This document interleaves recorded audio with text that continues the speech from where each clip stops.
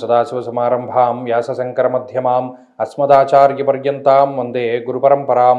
జ్యోతిషశాస్త్రాన్ని భావితరాల వారికి ప్రసాదించిన ఋషుల యొక్క పాదపద్మాలకి నమస్కారం చేసుకుంటూ, అలాగే నాకు ఈ జ్యోతిష విద్యను నేర్పిన గురువర్యులు జ్యోతిష్య బ్రహ్మ కీర్తిశేషులు శ్రీ ఏరంకి సూర్యనారాయణమూర్తి గారు, సూర్యశ్రీ దైవజ్ఞి గారి యొక్క పాదపద్మాలకి నమస్కారం చేసుకుంటూ, ఓం శ్రీ మహాగణాధిపతి నమః, శ్రీ గురుభ్యో నమః, హరి ఓం.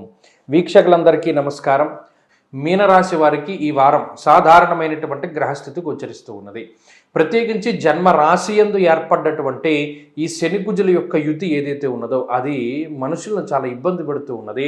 మరీ ముఖ్యంగా బయటికి చెప్పుకోలేనటువంటి బాధల్ని కలగజేస్తూ ఉన్నది. ఈ వారంలో ఈ బాధల నుండి ఉపశమనం కలుగుతుంది. కారణం ఏంటి అంటే కుజుడి యొక్క మార్పు జరుగుతోంది.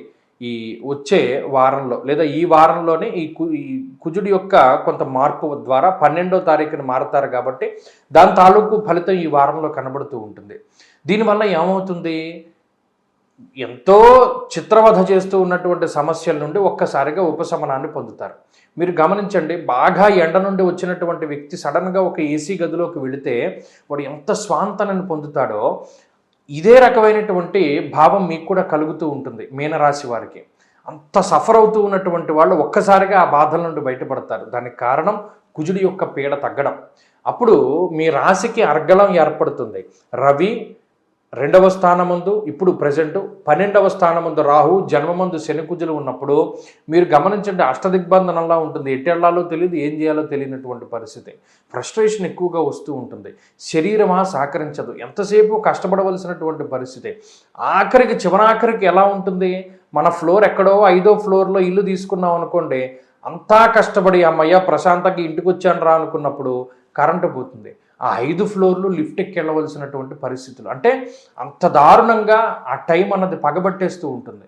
ఇటువంటి వాటన్నిటి నుండి క్రమేపీ మీరు వచ్చే వారం లగాయితూ, ఈ వారంలో బుధవారం లగాయితూ బయటపడుతూ ఉండడానికి అవకాశం ఉంటుంది. మీనరాశి వారికి మంచి రోజులు రాబోతూ ఉన్నాయి. ప్రత్యేకించి ఈ గ్రహస్థితి కుటుంబ పరంగాను, శారీరకంగాను, ఆర్థికంగాను అన్ని రకాలుగాను ఇబ్బందులు పెడుతూనే ఉంటుంది. నిలబడినటువంటి వాళ్ళు ఇప్పుడు కుజుడు మారిపోతే సగం దోషం పోతుంది. రానున్నటువంటి కాలంలో రవి మారుతారు, అది కొంత దోషం పోతుంది. ఈ 2 గ్రహాలు మార్పు జరిగి ఇవి యోగిస్తూ ఉన్న సమయంలోనే గురుడు మారి మీకు యోగాన్ని ఇస్తాడు. కాబట్టి 12వ తారీఖు వరకు ఓపిక పట్టండి. ఆ తర్వాత పరిస్థితులన్నీ చాలా బాగుంటాయి. ఈ విషయాలన్నీ మీకు గుర్తుపెట్టుకుంటారు. ఫలానా అప్పుడు చెప్పారు మీరు, 12వ తారీఖు దాటిన తర్వాత మేము బయటపడతామని అని మీరు కామెంట్ల రూపంలో కూడా పెడతారు.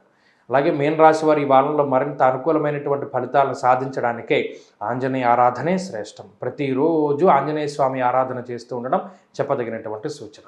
స్వస్తి.